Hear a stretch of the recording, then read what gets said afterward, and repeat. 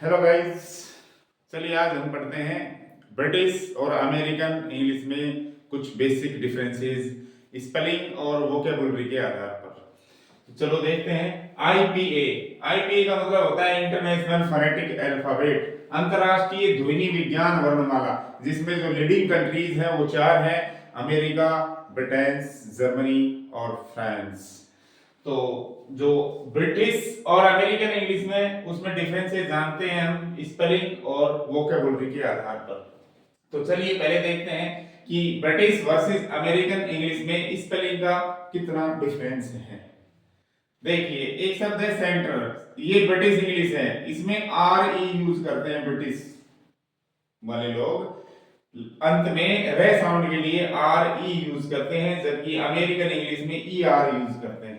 आपको बता दूं कि जो ब्रिटिश इंग्लिश है वो बहुत ही ओल्डर और फ्रेंच इन्फ्लुएंस्ड इंग्लिश है, फ्रांसीसी भाषा से प्रभावित इंग्लिश है इनमें। और जो अमेरिकन इंग्लिश है वो भाषा को फोनेटिकली सिंपलीफाई करती है, यानी कि जितना सरल हो सके उतना सरल बनाने की कोशिश करती है। तो देखिए, जहां ब्रिटिश इंग्लिश में आर ई आता है शब्द के एंड में, वहां अमेरिकन इंग्लिश में ई आर आता है।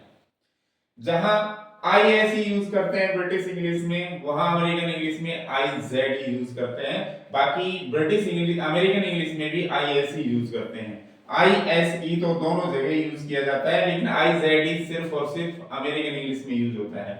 ऑर्गेनाइज दोनों ही स्पेलिंग ठीक है।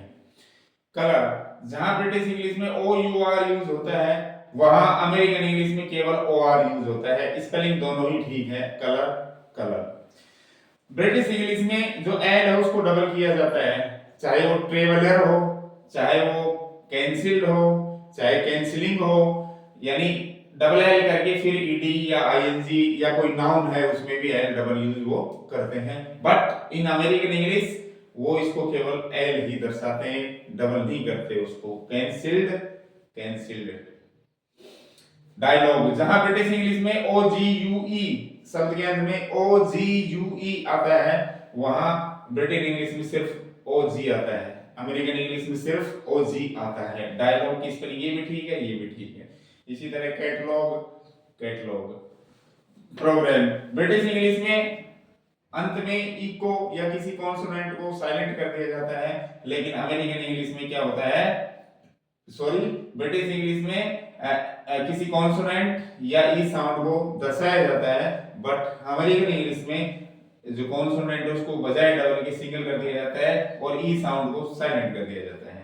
Program programme. इसी तरह ब्रिटिश इंग्लिश में जहां ए ई इस्तेमाल करते हैं, वहां अमेरिकन इंग्लिश में केवल ई का यूज किया जाता है। एनीमिया एनीमिया, दोनों स्पेलिंग ठीक है। जहां ब्रिटिश इंग्लिश में ओ ई यूज करते हैं, वहां अमेरिकन इंग्लिश में केवल ई यूज करते हैं। फीटस, फीटस का मतलब भ्रूण, और इस फीटस का भी भ्रूण है। जहां ब्रिटिश इंग्लिश में ई एन सी यूज करते हैं, वहां अमेरिकन इंग्लिश में ई एन एस यूज करते हैं। स्पेलिंग दोनों ही सही मानी जाती है। हम दोनों देशों की जो इंग्लिश है उसको फॉलो करते हैं। जहां टायर में आई आ रहा है, देखिए ब्रिटेन में वाई, आई साउंड के लिए वाई यूज कर लेते हैं, but in American English they use only I. Tyre, spelling दोनों ही ठीक है। तो ये थे गाइस स्पेलिंग के आधार पर कुछ differences between British versus American English. अब देखते हैं what is the difference on the basis of vocabulary in British versus American English. American British English में स्पेलिंग के आधार पर, शब्दावली के आधार पर क्या डिफरेंसेस हैं। जहां ब्रिटेन में पोस्ट बोलते हैं डाक, वहां अमेरिका में मेल बोलते हैं। जहां ब्रिटेन में बिस्किट बोलते हैं, वहां अमेरिका में कुकी बोलते हैं। इसी तरह जहां ब्रिटेन में हॉलीडे यूज करते हैं छुट्टी के लिए, वहां अमेरिका में वैकेशन यूज करते हैं। जहां ब्रिटेन में स्वीट्स मिठाई के लिए शब्द यूज करते हैं, वहीं अमेरिका में कैंडी शब्द यूज किया जाता है। इसी तरह क्यू, पंक्ति, पंक्ति को ब्रिटेन में क्यू और अमेरिका में लाइन बोलते हैं। और लिफ्ट को ब्रिटिश इंग्लिश में लिफ्ट, जबकि अमेरिकन इंग्लिश में एलिवेटर बोलते हैं। इसी तरह कचरा जो होता है रबिश, ब्रिटेन में रबिश, अमेरिका में गार्बेज। जो टॉर्च होती है जिसको हम बैटरी भी बोल देते हैं, टॉर्च ब्रिटिश इंग्लिश का शब्द है, जबकि फ्लैश लाइट अमेरिकन इंग्लिश का शब्द है। यूनिवर्सिटी ब्रिटिश इंग्लिश में यूज किया जाता है, यूनी भी बोल देते हैं उसको वहाँ, लेकिन अमेरिकन इंग्लिश में कॉलेज बोला जाता है।